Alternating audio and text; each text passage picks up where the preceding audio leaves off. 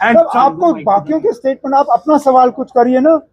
हाँ, war has ended 8th day, and now Trump has said that Iran regime should fully surrender. So you think that this is the right thing because they want to dismantle the regime? As I said earlier, the only people who get to choose their regime are the people who live in that country.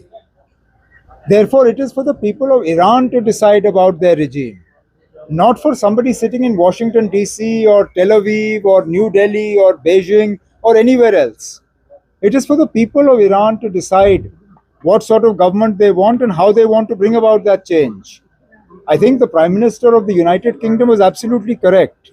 You cannot affect regime change by aerial bombardment.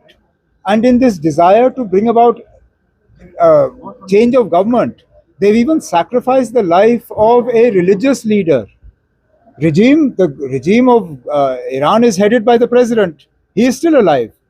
They have not changed the regime. They have sacrificed the life of a religious leader whose leadership is acknowledged not just by the Shia community, but by Muslims across the world. That is not regime change. That is a gross misuse of force and violation of every single international law that we know of. How do you see the future of West Asia in such a situation? You think that the war is going to से जो हंगामा हुआ है उसमें कई लोग अंदर मतलब अरेस्ट हुए हैं, उनको रिलीज करने की डिमांड चल रही है। अब बात जो पिछले दिनों श्रीनगर में सिविल सोसाइटी की मीटिंग हुई, उसमें ये दो बातें उभर के सामने आई। एक तो जहां एफआईआर लगे हैं उनमें हुकूमत मतलब लॉ एंड ऑर्डर की जो मशीनरी है उनको एक नरम रुख अपनाना चाहिए, और जहां गिरफ्तारियां हुई हैं उन लोगों को रिहा किया जाना चाहिए।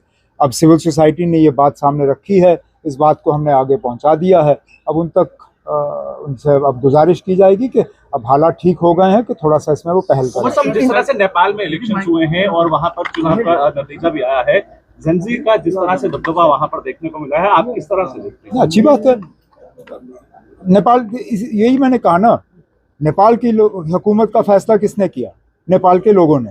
जिस तरह इससे पहले बांग्लादेश की हुकूमत का फैसला किसने किया? बांग्लादेश के लोगों ने। इसलिए मैंने कहा ईरान के हुकूमत का फैसला ईरान के लोग करने चाहिए। अब नेपाल के लोगों ने एक नौजवान प्रधानमंत्री जो है चुना है। इससे पहले वो शायद काठमांडू के मेयर थे। अब पूरे मुल्क की जिम्मेदारी उनके कंधों पर डाली गई है। अच्छा है। अब हम तो सिर्फ ये उम्मीद करेंगे कि पड़ोसी मुल्कों के साथ उनके ताल्लुकात अच्छे रहें, यही ठीक रहेगा। वर्ल्ड कप का फाइनल मैच है इंडिया वर्सेस न्यूजीलैंड का। रिकॉर्ड बनाने के करीब है इंडिया टीम, क्योंकि लास्ट ईयर भी T20 वर्ल्ड कप इंडिया ही जीती थी और सेकंड टाइम फिर उम्मीद करेंगे जीत होगी, अच्छी भारी जीत होगी। पिछले मैच में इंग्लैंड के मुकाबले थोड़ा हार्ट फेल हुआ, बड़ा करीबी मैच रहा, कोई 7 विकेटों से जो है 7 रनों से फिर जीत हुई। इस बार हम उम्मीद करेंगे कि हार्ट फेल ना हो, एक अच्छा खासा जो है मार्जिन रहे और हमारी मुल्क जो है वो कामयाब रहे। Who's your favorite sir this time, star? Thank you.